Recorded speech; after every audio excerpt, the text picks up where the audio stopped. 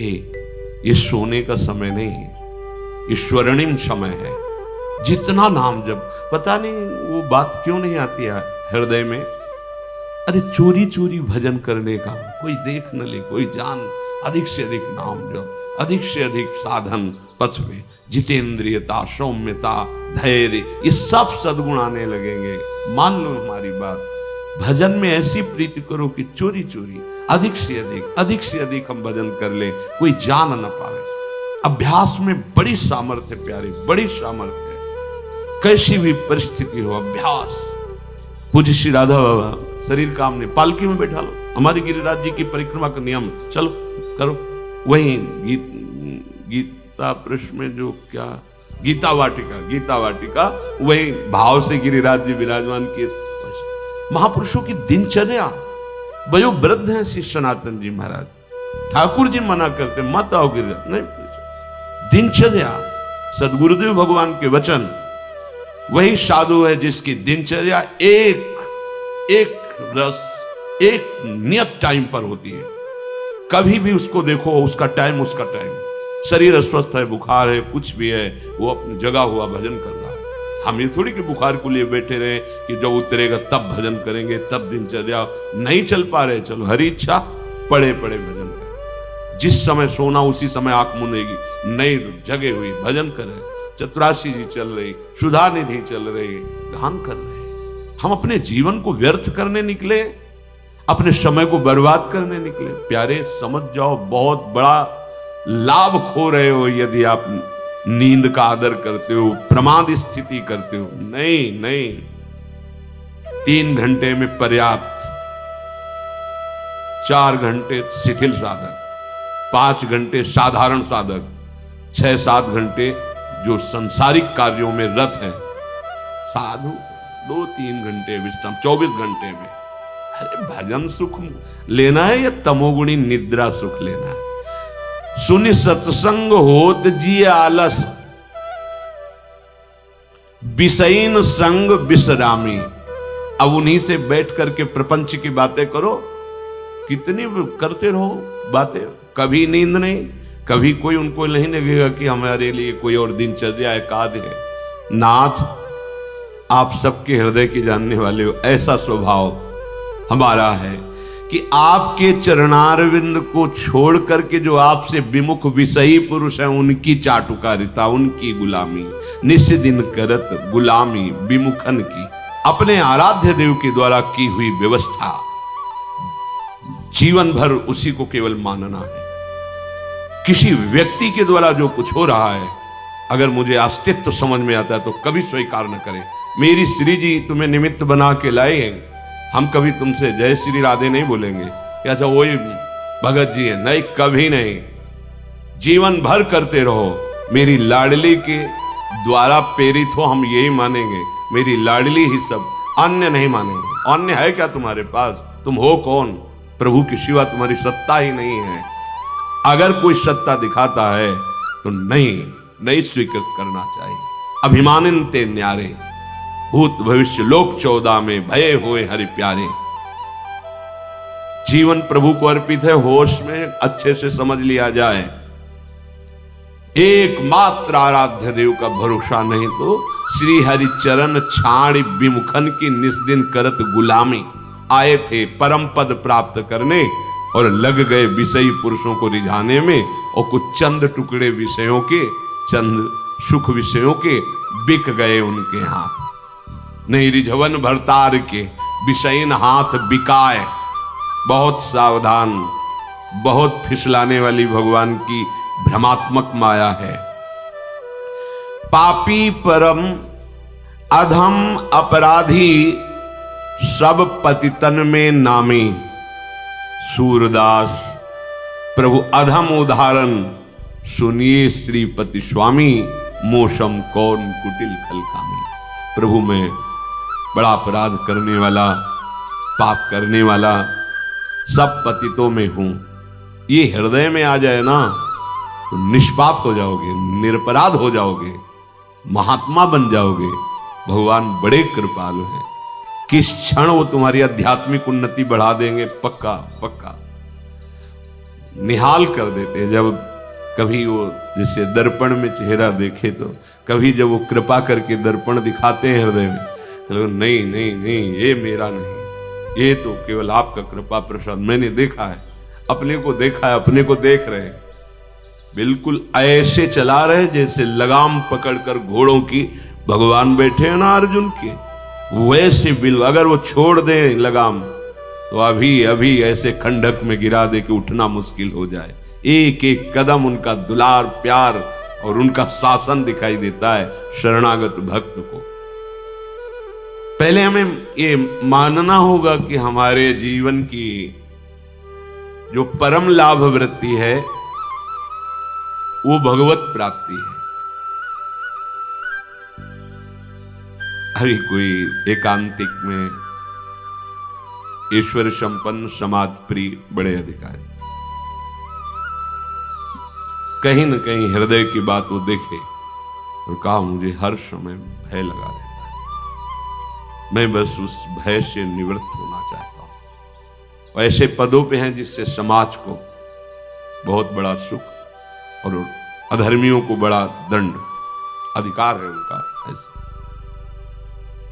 तब जो रोज कहते हैं वो बात सिद्ध नजर आती है। आप लोगों से तो सब मिलते हैं, आप किसी से मिलोगे ना तो वो तो मुस्कुराकर उनका वैभव देखकर आप कहोगे कि क्या सुखी है और क्या प्रश्न होते हैं। भाई ये जब तक हरि शरणम ये नहीं तब तक शास्त्र कहता है तुम निर्भय नहीं हो सकते, तुम निश्चिंत नहीं हो सकते, तुम निशोक नहीं हो सकते, निशंक नहीं हो सकते, तुम्हारे संशयों का नाश नहीं हो सकता, तुम्हारी विपरीत धारणा मिट नहीं सकती। तो सुखी कहा अशांतस्य कुतः सुखम। ए मान लो बहुत पढ़ाई पढ़कर उन स्थितियों पर पहुंचे होंगे, बहुत मेहनत, बहुत वैभव, बहुत बड़ा पद, लेकिन भय मुक्त नहीं। ब्रह्मा भी परमेष्ठी पद है, देवराजेंद्र त्रिभुवन पद है। आप परम पद के मार्ग में चले हो जहां निर्भय, निश्चिंत, निशोक, निशंक, कोई संशय नहीं, कोई विपरीत भावना नहीं, हर समय परमानंद। तुम्हारा ये मानव देह पाप कमाने के लिए तो है नहीं, व्यर्थ में इसको मत खोइए। हमारा ये धर्म है, हमारा ये कर्तव्य है। धर्म निर्भय करता है, कर्तव्य तुम्हें निश्चिंत कर देता है। अगर जो करना चाहिए वो किए हो तो तुम निश्चिंत होगे, बेपरवाह होगे। तो लगा कि तुम्हें जो करना चाहिए वो नहीं किया, इसीलिए तुम चिंतित हो। अभी मानव जीवन का जो परम धर्म है, परम कर्तव्य है, उसे नहीं समझ पाए। अगर नाम जप करते हुए सब भगवत सेवा की भावना से प्रभु को समर्पित कर दो, अभी निश्चिंतता आ जाएगी, अभी डर समाप्त हो जाएगा। सबके हृदय में डर है, देख लो, कहने की बात नहीं है। वो एक दूसरे डरते हैं, क्या तू डर रहा है इसीलिए क्रोध को धारण किए हुए है। जो बलवान होता है, निडर होता है, मुस्कुरा के निकल जाता है। क्षमावान बलवान होता है, क्रोधी क्रोधी नहीं। हाँ, निष्कामी बलवान होता है, कामी नहीं। पक्का तुम्हारा जीवन पाप कमाने के लिए नहीं है। तुम पाप को पाप देख ही नहीं पाते हो जब तुम्हारी धन पे महत्व बुद्धि होती है या अन्य अन्य अन्य। मान लो ये सत्संग है, ये जीवन को व्यर्थ मत खोइए। बहुत बड़े विद्वान हैं धुंधकारी के पिता आत्मदेव, लेकिन पुत्र की कामना व्यथित किए हुए थी। पूरा प्रकरण है, हम केवल अंतिम प्रकरण उसका वो अधर्माचरण देख देख कर, पापाचरण देखकर उनको बहुत पश्चाताप हुआ कि जो हमें महात्मा मिले थे, यदि उनसे मैं भगवत मार्ग की शिक्षा ले लेता, पुत्र प्राप्ति का ना हट करता, तो आज मैं दुर्दशा को न प्राप्त होता। अब गोकर्ण जी से कहा कि बेटा मैं क्या कर सकता हूं, अब मेरे अंतिम समय की श्वासें बची जितनी, कैसे मुझे भगवान मिल सकते। मैं जान गया, मुझे वैराग्य हो रहा है संसार से। तब उन्होंने कहा धर्मम भजस्व सततम त्यज लोक धर्मान सेवन सदा साधु पुरुषन जहि काम तृष्णाम अन्यस्य गुण दोष चिंतन मासु मुक्त्वा सेवा कथा रसमहो नितराम पिबत्वम। हे पिताश्री गोकर्ण जी ने, धर्मम भजस्व सततम, सतत धर्म का भजन करना चाहिए। तो मानो आत्मदेव जी ने कहा जीवन भर यही किया है पर मुझे शांति तो नहीं मिली ना। तो बोले त्यज लोक धर्मान, लोक धर्मों का पालन करने से परम धर्म की प्राप्ति होती है। अगर नहीं हुआ तो लोक धर्म में कहीं चूक हो गई आपकी। ये जितने लोक धर्म है इनकी पूर्णता है भगवत चरणारविंद की प्रीति। नहीं तो सो सब धर्म कर्म जरि जाओ, वो धर्म कर्म में आग लगे जहां भगवान के चरणों की शरणागति नहीं, भजन नहीं, प्रेम नहीं। जहां न राम पद पंकज भाऊ, सो सब धर्म कर्म जरि जाओ। इसीलिए श्री भगवान भी कहते हैं सर्वधर्मान परित्यज्य माम एकम शरणम ब्रज। ये परम धर्म है भगवान की शरणागति, भगवान का भजन। धर्मम भजस्व सततम, कौन से धर्म का सतत भजन करें? बोले त्यज लोक धर्मान, लोक धर्मों का त्याग करके सावई पुंसाम परो धर्मो, परम धर्म वही है जिसमें अधोक्षज अच्युत भगवान श्री हरि के चरणों की भक्ति हो। त्यज लोक धर्मान, बोले लोक धर्म का त्याग करके भागवत धर्म, प्रेम धर्म, परम धर्म में स्थित होने की मेरी सामर्थ्य खो गई है। तो बोले एक जगह ये सामर्थ्य प्राप्त होती है, सेवन सदा साधु पुरुषन। जाओ और भगवत प्रेमी महात्मा के चरणों का आश्रय लेकर उसकी सेवा करो और उनके वचनों पे चलो। पर ध्यान रहे महत्संगस्तु दुर्लभ हो, दुर्लभ है, अगर मिल भी जाए तो दुर्गमो।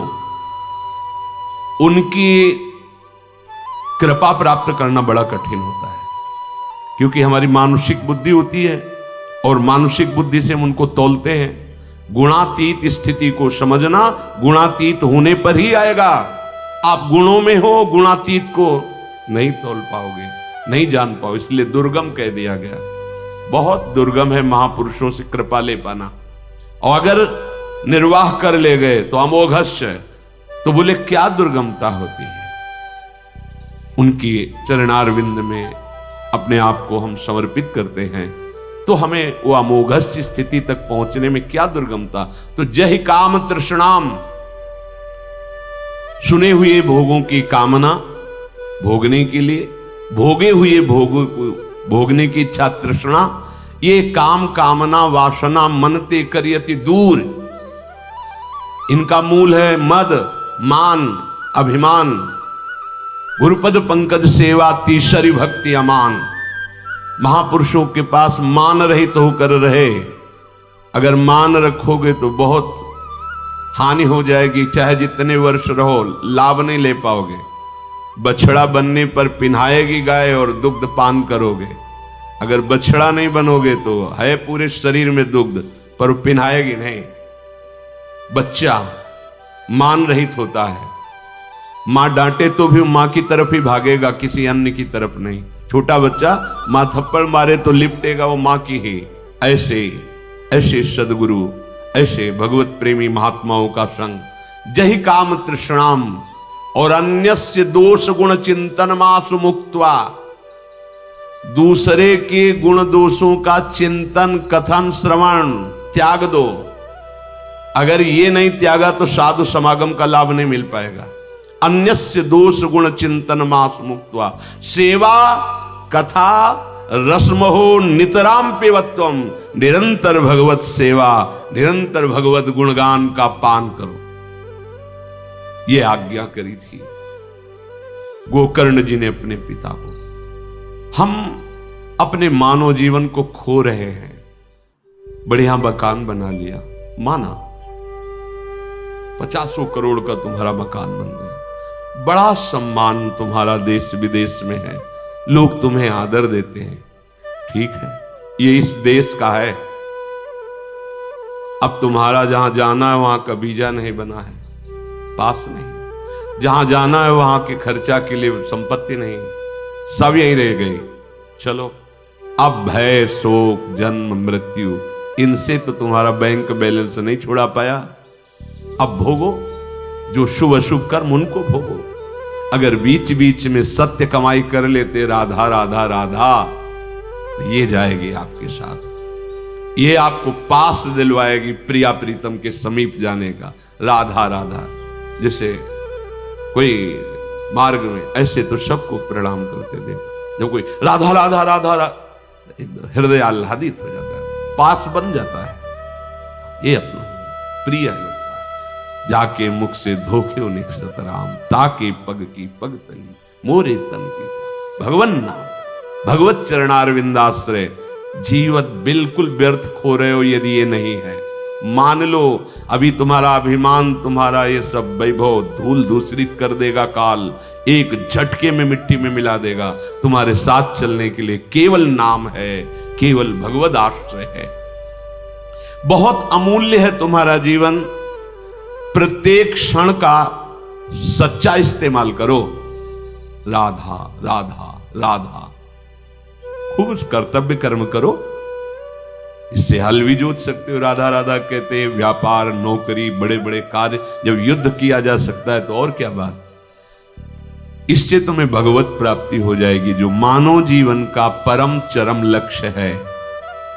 संसार में जो हम इंद्रिय भोगों में विचरण करते हुए पाप कमा रहे हैं, उसका आंतरिक भाव है कि सुख मिलेगा, शांति मिलेगी, मस्ती आएगी। किसी एक को मिली है तो बताना, मूर्खों की बात अलग है।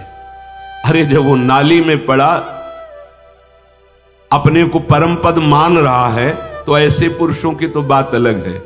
मदिरा पिए ऐसे, वो अलग बात है। लेकिन जो बुद्धि रखते हो तो सोचो, आज तक मस्ती मिली, आज तक तुम्हें वो मस्ती, एकदम अद्भुत आनंद जो कभी टूटे ना, कभी छूटे ना, नहीं मिली। शांति मिली, नहीं मिली। सुख मिला, नहीं मिला। तो कर क्या रहे हो, कमाई किसकी कर रहे हो? हर कार्य इसी भाव से तो कर रहे हो कि सुख मिलेगा, शांति मिलेगी, दुख मिटेगा, लेकिन नहीं हुआ। इसका मतलब सही मार्ग नहीं है। तुम जीवन को व्यर्थ कार्यों में लगाते लगाते व्यर्थ हो गए हो, व्यर्थ का जीवन रह गया। देखो तुम्हारे संस्कार कितने गंदे हो गए। मन वही विषयों का चिंतन, वही विषयों का चिंतन।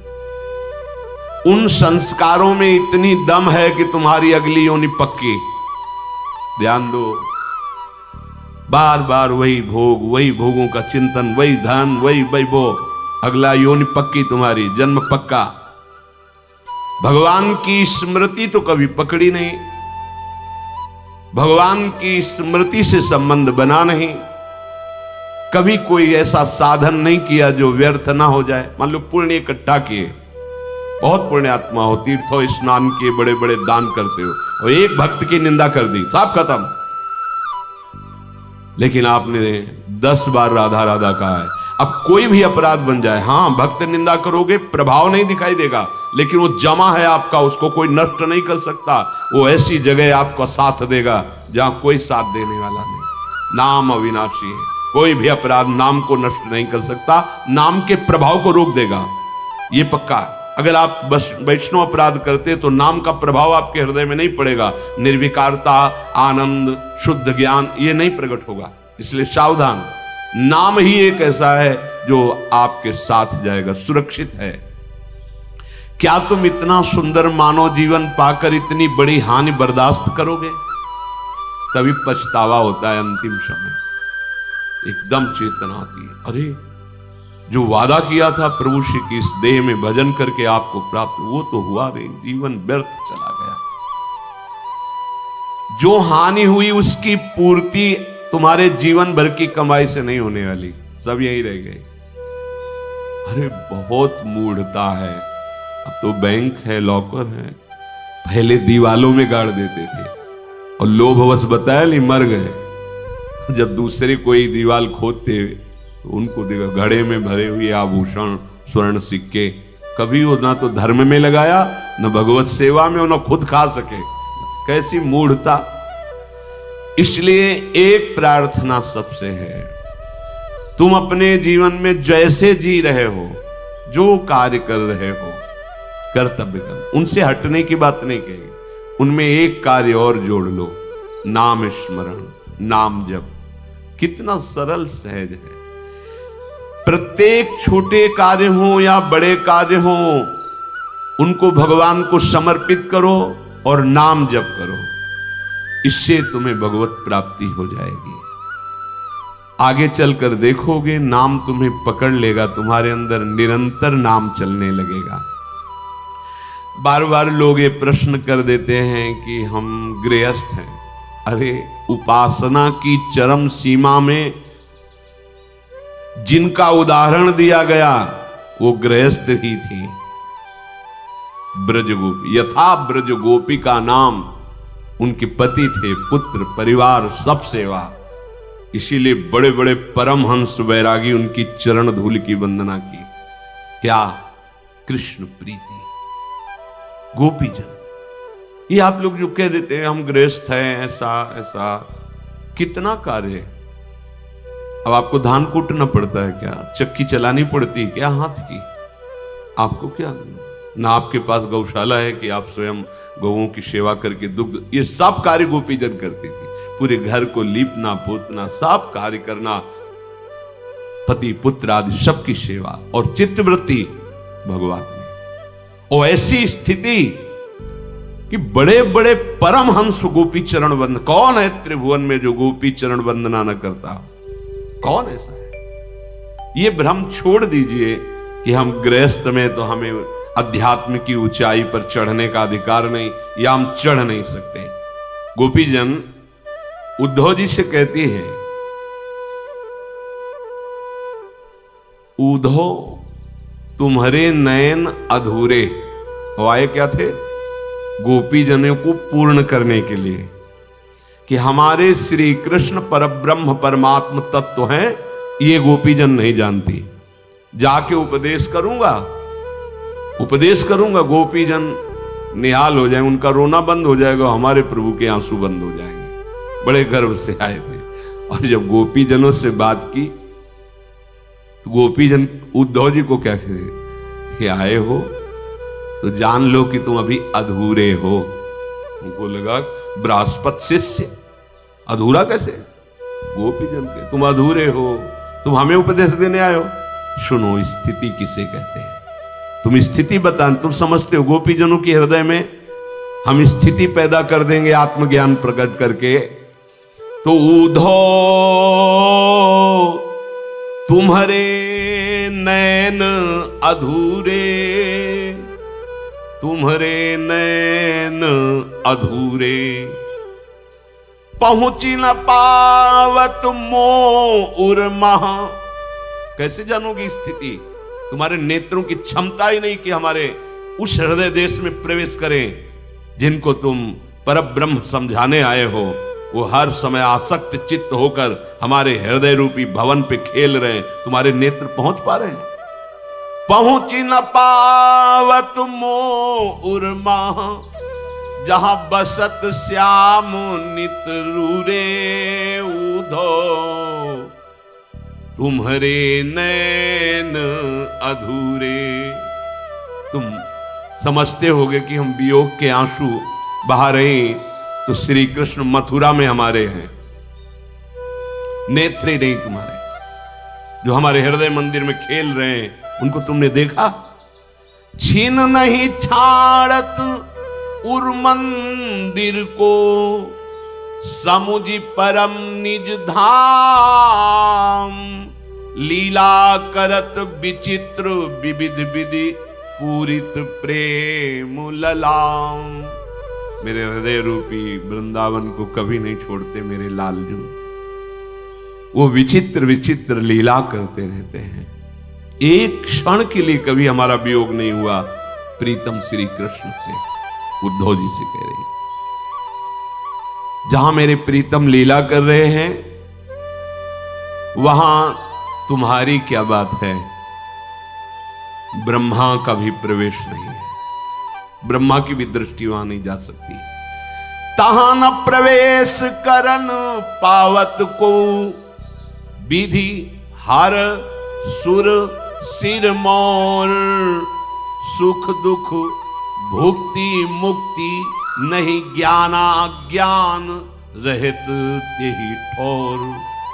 उदो हमारी हृदय की स्थिति जहां है वहां तुम्हारी क्या बात है कि प्रवेश कर जाओ ब्रह्मा जी की और यहां तक कि भगवान शंकर की भी, और देवता फिर क्या। ना सुख की, ना दुख की, ना भोग की, ना मोक्ष की, ना ज्ञान की, ना अज्ञान की, किसी की ताकत नहीं। वहां प्रवेश कर जाए जहां मेरे लाल जो मेरे हृदय मंदिर में खेल रहे हैं, हृदय वृंदावन में खेल रहे हैं। आप कहोगे महादेव जी, तो महादेव जी गोपी वेश धारण करके कुछ समय के लिए रास भर में प्रवेश हुए, अन्य लीला विलास में नहीं। जहां गोपी वृंदावन एक बार आया है वर्णन, महादेव जी गोपीश्वर होकर वहां रास में, लेकिन विलास में यहां तो निरंतर रस विलास नहीं। गोपीजन कहे कि विधि माने ब्रह्मा, हर माने महादेव, सुर सिरमौर अर्थात देवराज इंद्र या बड़े बड़े लोकपाल, और ना किसी लोक परलोक के सुख का प्रवेश है, ना दुख का प्रवेश है, ना भुक्ति का अर्थात भोगासक्ति का प्रयोग, और ना मुक्ति का प्रवेश है, ना ज्ञान का प्रवेश है, ना ज्ञान का प्रवेश। ये गोपी हृदय, इसीलिए यथा ब्रज गोपी का नाम।